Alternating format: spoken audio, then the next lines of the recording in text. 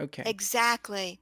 Where we focus our energy, that's what grows, you know? Hmm. So if you focus on the kindness of people, that that's what grows in your life. Yeah. Can you also appreciate the virtues of self love? Like, could you also think about moments during your life that you loved yourself? Does that work, or I'm breaking the letter?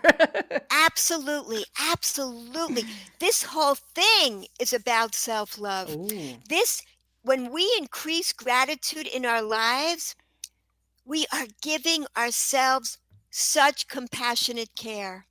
This is how we love ourselves more and more through practicing gratitude. These exercises are exercises in loving care. perfect. Understood. All right. So, physical, love. What's next? Uh, Next comes meaning, doing good and meaningful things. When we do something good and meaningful, when we can give back in gratitude to the world, it makes us really feel good. Again, and it takes us out of a place of estrangement and connects us to the world. So I was on another show, and when I got to this level, the host said that the day before, he Mm, was eating pizza all by himself, a whole big box of pizza.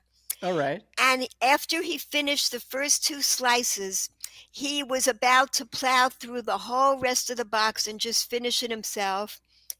And suddenly there was a knock on his door, and his neighbor needed his help for 2 minutes. He comes back. He doesn't want the pizza anymore. He looks at it. He could put it in the fridge for another day. What changed? What changed in those 2 minutes? He had a human interaction. Yeah, he was able to gratefully give to another. That changes you. He formed a connection. It took him out of himself. He was focused on himself, feeling miserable, feeling lonely. And what do you do when you're feeling that way? You feel a scarcity of pleasure in your life. So you food brings pleasure. It brings immediate pleasure. It was designed that way. This was designed to bring us pleasure and orange. But we process food, we make addictive foods, and those foods, they do bring immediate pleasure, but then they do like corrosive things to our body and they're addictive. While this food, like the natural foods, they are delicious and nutritious, while the ultra processed food is delicious and addictive.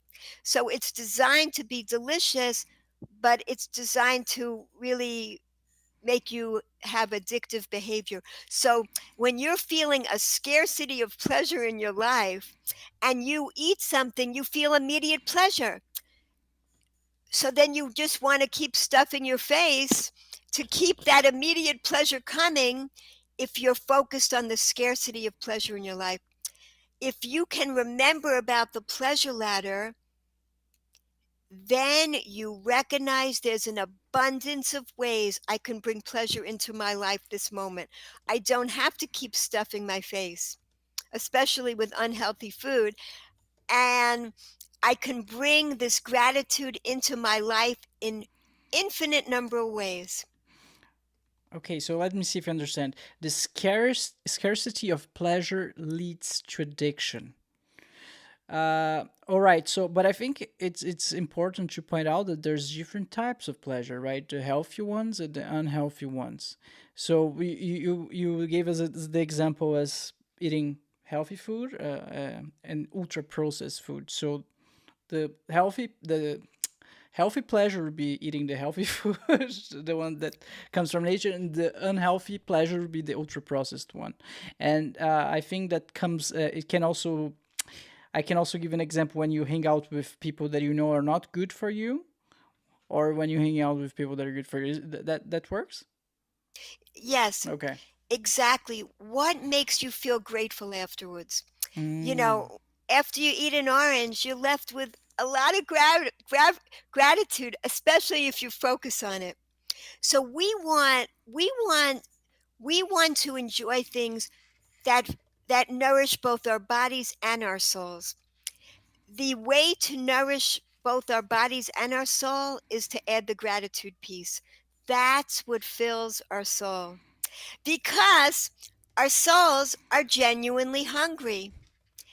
In other words, our souls were meant to be filled with gratitude. And if we're not experiencing gratitude, then we actually have this pit that doesn't get filled. And when we finish eating the whole container of ice cream, we're left feeling emptier than we were before we ever ate the ice cream. I see. So the gratitude, the feeling that you have after the experience, tells you about the quality of the pleasure, if it was a healthy, good pleasure or unhealthy, good pleasure. But I really like the fact that you mentioned ice cream because I found a loophole. I recently bought an ice cream machine, and that's not a sponsor. I really bought an ice cream machine, and I think it was like last month. Since then, like it's really hot right now in Germany, I've been eating ice cream every single day. And for the first time of my life, from in my life, after the experience, after I ate the whole bucket of the ice cream, I did not feel bad about myself, and because now that I have an ice cream machine, I actually can put healthy stuff inside. I don't put tons of sugar. I put like milk. Excellent. I don't even know the fake sugar. How does this called? I don't know how it's called in English. Just call it fake sugar. Yeah, That's good. fake sugar, which is way healthier, and that's about it. And okay, maybe a little bit of something like apple, and then like slices of apple, and that's it. And I eat the whole thing. It tastes amazing, and I don't feel bad after, Terrific. and I feel light, and I feel good about myself. So Awesome. I think you're eating a healthy ice cream. yeah. Hopefully the fake sugar you're using is a healthy kind of fake sugar. There's some that are really healthy, like for instance, like raw honey can be really Mm, healthy. Like so, there's definitely ways to. The closer you can eat things to the way that they appear in this world in a whole state, the better. Yeah. Then you get its vitality. yeah. You actually experience the vitality that's packed into the food. The food is designed to be pleasurable for us. It could have been that we took a tasteless pill every day and that's all the fuel that we need. Or it could have been we didn't need any fuel at all. It's designed to be pleasurable. It's designed that we live in this garden and really enjoy it. But we make things confusing instead by processing them in such a way that they almost have n- very little to resemblance to the original piece of vitality that they once were. Yeah. Mm, mm-hmm. Yeah. Yeah, and nowadays like most people they are so tired and overwhelmed about their work. They just want to get home and put something in the microwave, and like they don't have time. That's what they tell to themselves. They don't have time. I don't have time to take care of my body, take care of my health. I'm just tired. Yeah, sure, you do have time. You just don't want to, or you don't. You conditioned yourself to not want to. I was Yes. I was watching an interview from who was Arnold Schwarzenegger, and he was just reading some comments online. They were telling him, Arnold, I don't have time to the gym. I don't have time to go exercise. And it was like, just wake up earlier. I used to wake up at 4 a.m. There's no excuses. You have 24 hours during the day. If you cannot find 1 hour to exercise and move your body, like that's on you. Exactly. Cause what good is wealth if you don't have health? Yeah. It's pointless. We we we were given these bodies that house our souls. We got to take care of them. Like one of my books is called Let's Stay Healthy.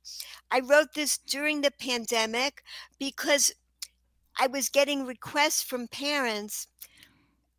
Our children are home. They are they're not eating right, they're not sleeping right, they're not exercising. And they knew, like, I have a background in medicine and my background is in science. I love it. Can you explain to children why? Why is it important to eat healthy? Why is exercise important? Why is sleep good? So that's what I do. I explain it's so important to take care of these houses for our souls. In order for our souls to shine as brightly as possible, we also need to take care of the bodies in which they're housed. Of course, of course, of course. All right, so I think I'm derailing you. I derailed the whole thing with No, my you can ice you cream. can you can try to take me off the ladder, but I'm sticking there. Don't worry, I'm staying on the ladder. Yeah. All right, so I think we were talking about meaning, right? Number three. Yeah, meaning that's the middle level right here. And actually this corresponds the lowest level, it Physical. corresponds to our senses and our limbs, the lowest level, because we experience touch and all that. Love corresponds to our heart, meaning corresponds to our brain. And the next level up is kind of surprising. All right.